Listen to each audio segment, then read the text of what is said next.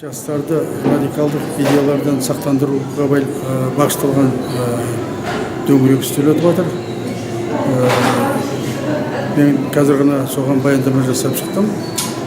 Бұл шындығында қазір радикалды идеялар өте үлкен нұқсан келтіріп жатыр бүкіл әлемде. Әлемдік терроризм, экстремизм, фундаментализм деген дүниелер жер бетінде қаптап кетті. Әсіресе мынау Африканың солтүстігі менен таяу шығыс елдерінде өте белең алып тұр.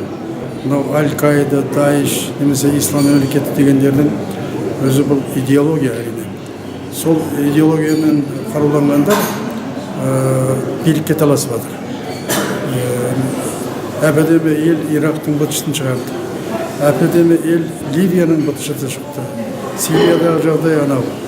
Мінекей оған біз басқа тұрғыдан келуіміз керек. Әсіресе мемлекетіміздің қауіпсіздігіне байланысты тұрғыдан келетін болсақ, Орта Азиядан, мысалы көршілес елдерден, тіпті Қазақстаннан да саяхат жалдамалардың арасына кіріп кеткендер бар. Егер де солар қайтып оралатын болса, жаңағындай жаман жолға түсуге жастарға кері әсер ететін болады. Сондықтан осындай дөңгелек үстелдердің пайдасы үлкен.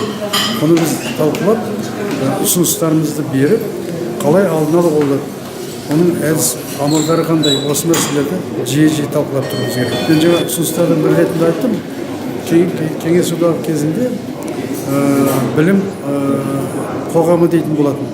Оның мықты лекторлары болатын.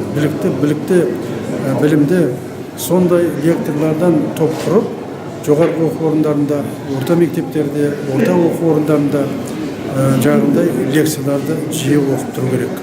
Өйткені жастарға мұны жақсылап түсіндірмесе болмайды. Кейбір жастар еліктеп кетуі мүмкін. Жаңағындай радикалды идеялардың ықпалы күшейіп кететін болса, еліктеп кетуі мүмкін. Соның алдын алу үшін осындай дөңгелек үстелдер міндетті түрде керек. Тіпті бұдан да үлкен аудиторияларда. Жаңа мен тағы бір ұсыныс жасадым. Өзіміздің құндылықтарды дәріптеуге келгенде біздер әлеуметтік желілерді жақсы пайдаланып отырған жоқпыз. Қазір жастардың қолында iPhone бар. Барлығы бір-бірімен сол әлеуметтік желілерде ақылдасады, сөйлеседі, пікірлеседі. Сол желілерге біздің ұлттық құндылықтарымызды көбірек дәріптеу керек. Жастар соны ұғу керек. Тіпті мен бұнан да мысал келтірдім. Біздің құндылықтарымыз біздің мақал мәтелдерімізде тұр. Мақал мәтелдерді біздің жастар біліп, санасына тоқып өсу керек. Осы мәселені біз жаңағы әлеуметтік желілерде біздің мақалдардың мәнін ашатын қысқа сюжеттер беруіміз керек.